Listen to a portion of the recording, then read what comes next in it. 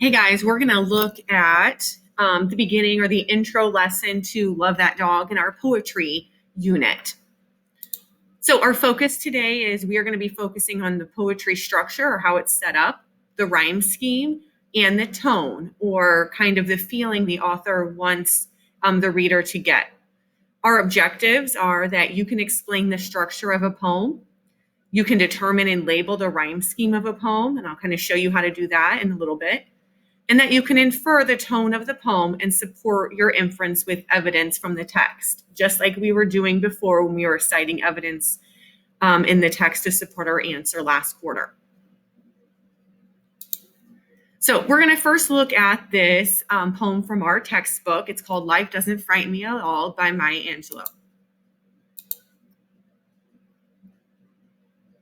Life doesn't frighten me. A poem by Maya Angelou.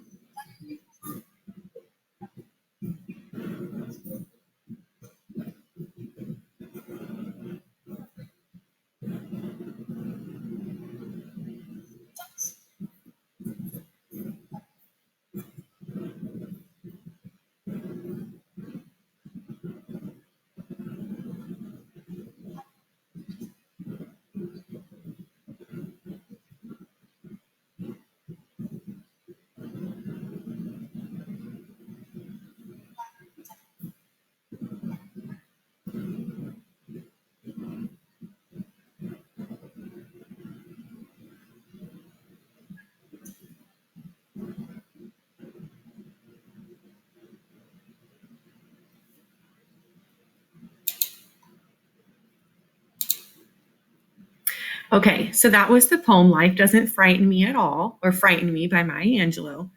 Okay, here it is just in the text form, and we're going to kind of analyze this and answer some questions based on this poem.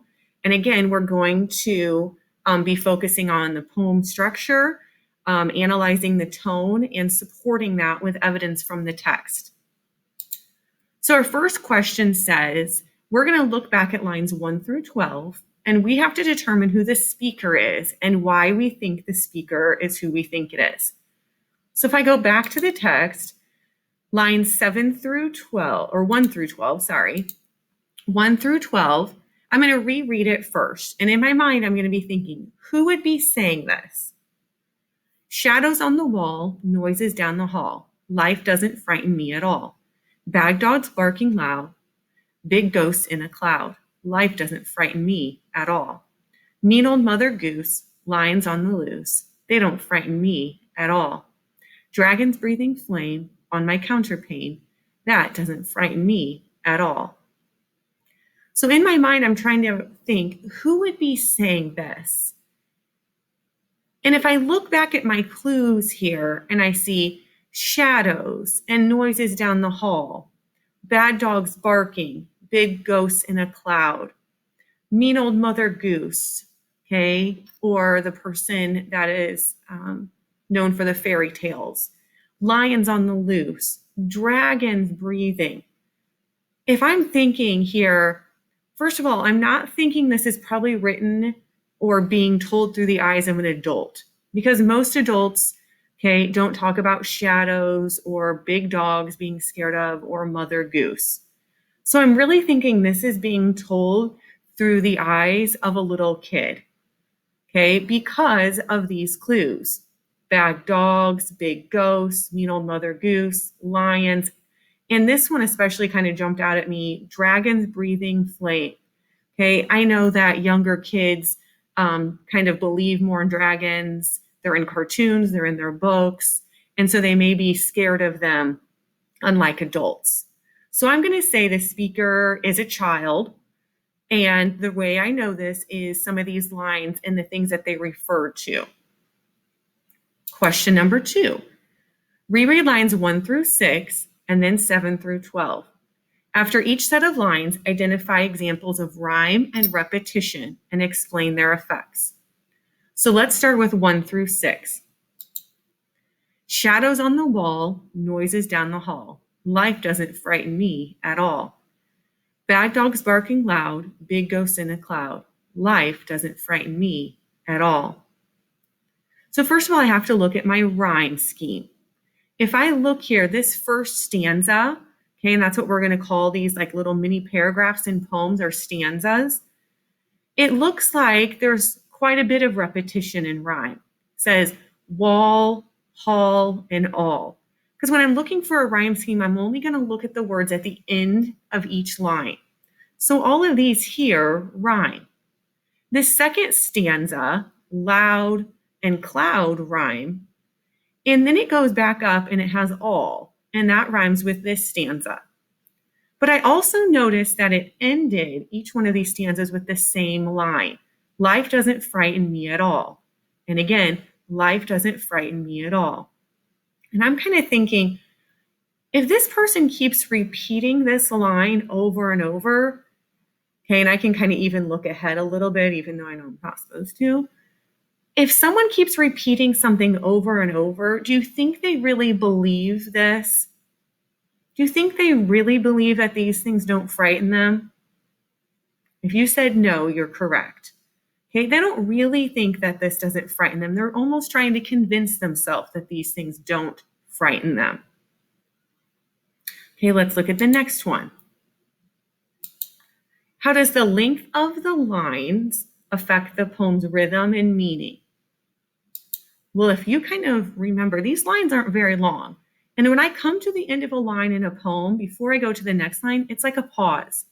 So shadows on the wall, noises down the hall. Life doesn't frighten me at all. So it's very kind of, in a way, choppy, and it's getting down to the point, especially down here. These are very short lines. I go boo, make them shoo. I make fun, way they run. I won't cry, so they fly, and so on. Okay, and it says, how, okay, does this rhythm, okay, affect the poem's meaning?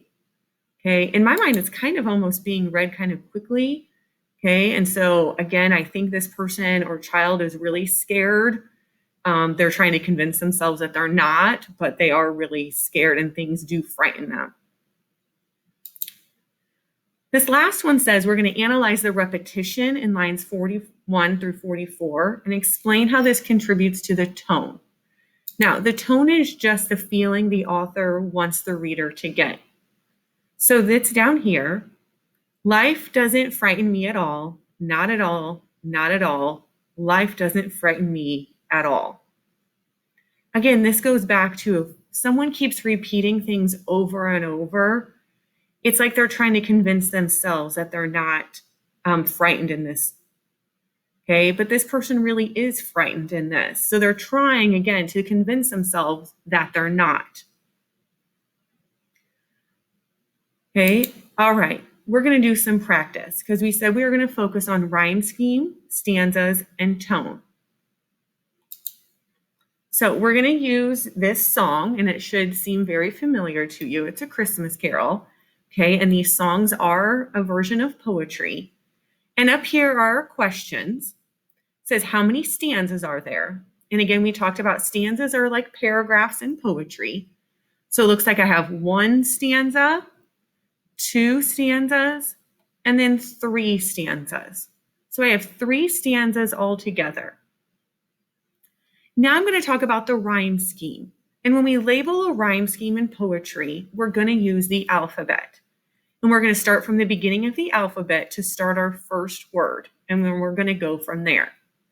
So dashing through the snow, this is going to get the letter A, no matter what. On a 1-horse open sleigh, does snow and sleigh rhyme? No. So I can't use A again. I'm going to use the letter B. And I'm just going to keep going through the alphabet.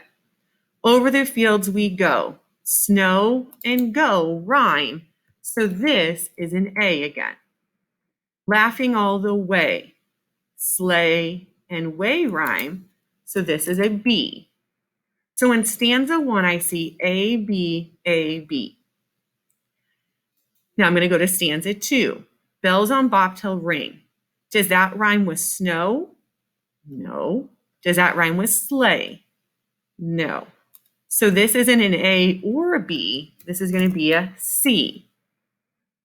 Making spirits bright. Does bright rhyme with ring? No. Does it rhyme with snow? No. Does it rhyme with sleigh? No. So since it doesn't do that, you have to say this is a letter D. Then our next word is sing. Sing rhymes with ring, so that's a C. And tonight rhymes with bright, so that's a D. And then the last stanza here, jingle bells, doesn't rhyme with anything, so I'm going to go to my next letter, F. All the way. Now, way can rhyme with sleigh, and we already had a way here, so this is a B. Ride. Doesn't look snow, sleigh, ring, bright. Okay, so that would be, this is an E, sorry. This would be an F. And then sleigh we had, so that's a B.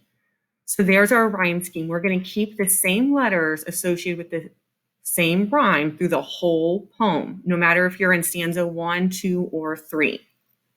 So again, we focused on how many stanzas there were. There are 3, our rhyme scheme. Now we have to talk about the tone or the feeling that the author wants the reader to get. Okay, and if I'm going through, this could be maybe like an excited feeling. Okay, they're laughing all the way, they're happy, okay, and it's fun in this ride. So I could put that it's exciting on here. So in your homework, you are going to be doing the same thing, but with let it snow, let it snow. All right, I hope that helps.